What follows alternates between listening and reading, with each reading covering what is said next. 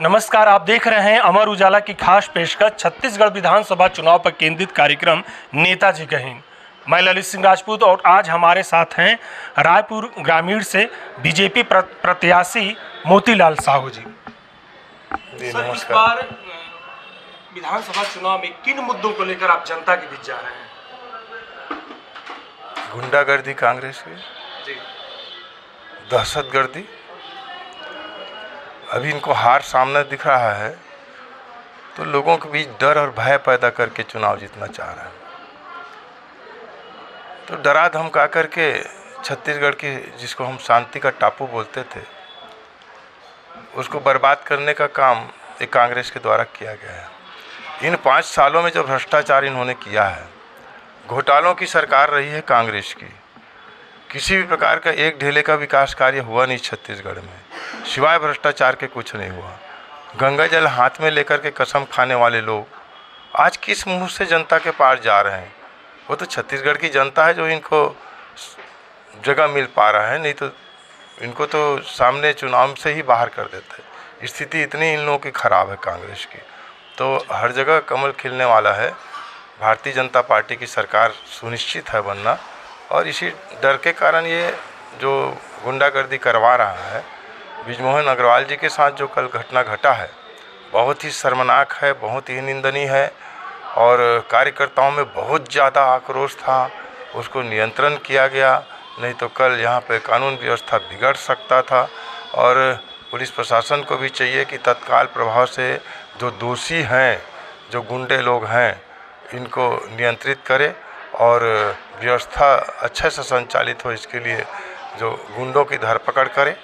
कांग्रेसी का जो कारोबार जो चल रहा है और नशे का कारोबार जो अवैध जो करा के रखें, पाल के रखें 5 साल में, उनको नियंत्रण होना बहुत ज़रूरी है। इस बार किन वायदों के साथ जनता के बीच में जा रहे हैं? देखिए, ये मोदी गारंटी है और मोदी गारंटी को पूरी दुनिया मानता है। मोदी जी के ऊपर पूरी देश की जनता को भरोसा है और मोदी जी के गारंटी के नाम से भारतीय जनता पार्टी के द्वारा जो घोषणा पत्र जारी हुआ है वो अक्षरशः सत्य है। उसमें जनता को भरोसा है और महिलाओं के लिए, युवाओं के लिए, किसानों के लिए, सभी वर्गों के लिए, गरीब जो खेतिहर, जो कृषक हैं, जो जिन भूमिहीन खेतिहर जो है, किस मजदूर हैं, उनके लिए भी योजना है। मतलब ऐसा कोई वर्ग नहीं है जो अछूता होगा इस घोषणा से। तो सभी वर्गों में बराबर की संतुष्टि है और लोगों में उत्साह है और कुछ नयापन दिखने लगा है। एक विश्वास फिर से जागा है। जो कांग्रेस ने 5 साल तक जो जनता के बीच से विश्वास खत्म कर दिया था, भारतीय जनता पार्टी के साथ चलने के लिए फिर से जनता उत्साहित है और एक नए उत्साह और एक विश्वास के साथ आगे बढ़ रहा है। अभी भी विधानसभा क्षेत्र में मूलभूत सुविधाओं की कमी देखी जा रही है, इसे आप कैसे दूर करेंगे? देखिए, ये विषय आपके संज्ञान में स्वयं है, इसीलिए प्रश्न आपने मुझसे किया है कि आपने स्वयं कहा कि मूलभूत सुविधाओं से लोग वंचित हैं। आपको बता दें, यहाँ दारू मिलना आसान है, यहाँ पीने का पानी मिलना बहुत मुश्किल है। देखिए, वही कार्य पूरे हुए हैं जिन्होंने भारतीय जनता पार्टी ने जो शुरू किया था या जिसका आवंटन आ चुका था, वही कार्य हुआ है। इन लोगों ने तो कुछ भी कार्य नहीं किया है।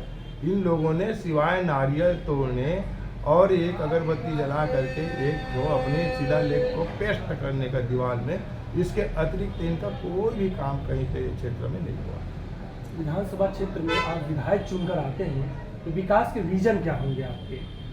देखिए, अभी जितनी बातों पे हमारी चर्चा हुई, प्रथम प्राथमिकता तो बुनियादी ज़रूरतें हैं और उसको दूर करने के बाद में क्षेत्र के समुचित विकास के लिए हम प्रयास करेंगे और जिसमें जनता की विकास हो, उन्नति हो, क्षेत्र की विकास हो, वो सारे कार्य को लॉन्चिंग करेंगे, लाएंगे और करेंगे। रायपुर ग्रामीण की जनता से आप क्या अपील करना चाहेंगे?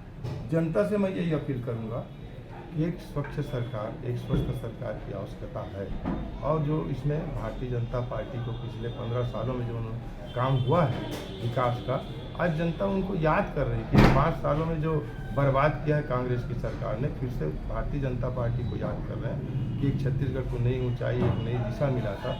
तो मैं जनता से यही अपील करता हूँ कि एक अच्छी सुशासन के लिए, अच्छी व्यवस्था के लिए, अच्छी कानून व्यवस्था के लिए एक भारतीय जनता पार्टी को चुने, कमल के साथ चले, हमारी योजनाओं के साथ चले, हमारी भागीदारी बने। यही मैं जनता से अपील करता हूँ कि भारतीय जनता पार्टी को जिताए और छत्तीसगढ़ में कमल खिलाए, भारतीय जनता पार्टी की सरकार बने। रायपुर ग्रामीण के जो प्रत्याशी हैं उनका कहना है कि रायपुर ग्रामीण में हमने बहुत सारे विकास कार्य कराए हैं, किसी प्रकार की सुविधाओं की कमी नहीं है। आप कैसे देखते हैं? ये अपने विकास के बारे में शायद बोल रहे हैं कि इनकी कितनी विकास हुआ। मैं इनकी भ्रष्टाचारों को गिनाऊंगा। ये जहाँ जमीन दिया कांग्रेसी कब्जा कर लिए, जहाँ दिखा कब्जा कर लिए जमीन को। जिस जगह पे जहाँ पे इनको लगा कि भ्रष्टाचार, मैंने कहा कि नशा का कारोबार, इसे कितना कमाए हैं, किसका विकास हुआ ये बताए ना। जनता की गाढ़ी कमाई को लूट करके इन्होंने अपने जेब में भर लिया। महादेव की आप लोगों का अभी बहुत चर्चा का विषय बना हुआ है। इन्होंने एक भी वादा तो पूरा नहीं किया। मैं उस विषय को तो अभी छू ही नहीं रहा है ना। इनकी घोटालों की बात करें तो किसका विकास हुआ है? कांग्रेसियों का विकास हुआ है, नेताओं का विकास हुआ है। इसके अतिरिक्त जनता के लिए तो कुछ भी दिखाई नहीं पड़ रहा है। सभी लोग फील्ड में घूम रहे हैं, आप लोग भी जा रहे हैं, तो कहीं कुछ नहीं है।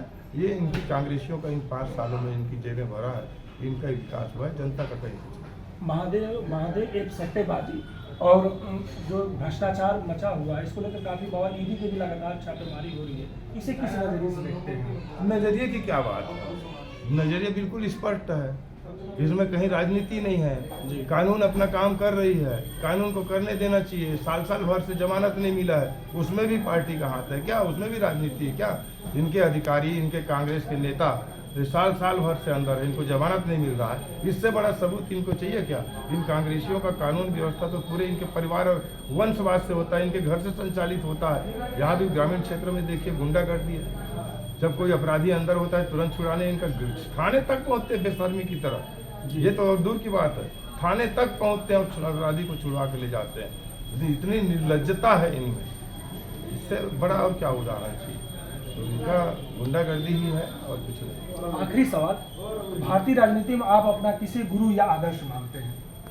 देखिए, भारतीय जनता पार्टी विचारधारा से चलता है और विचारों के अनुरूप सभी नेता और कार्यकर्ता मिलकर के काम करते हैं, एकजुट होकर के कार्य करते हैं। हमारा जो संस्थापक लोग रहे डॉक्टर श्यामा प्रसाद मुखर्जी जी, पंडित दीनदयाल उपाध्याय जी, ये लोग हमारे आदर्श हैं। इन लोगों ने जो त्याग किया है, मैं समझता हूँ कि इससे बड़ा त्याग और बहुत कम देखने को मिलेगा। अमर उजाला से जुड़ने के लिए आपका बहुत बहुत धन्यवाद। जी, आप सबको नमस्कार, धन्यवाद। अगर आप ये वीडियो YouTube पर देख रहे हैं तो हमारे चैनल को सब्सक्राइब करें और बेल आइकन को दबाना ना भूलें। अगर आप Facebook पर ये वीडियो देख रहे हैं तो हमारे पेज को लाइक करें।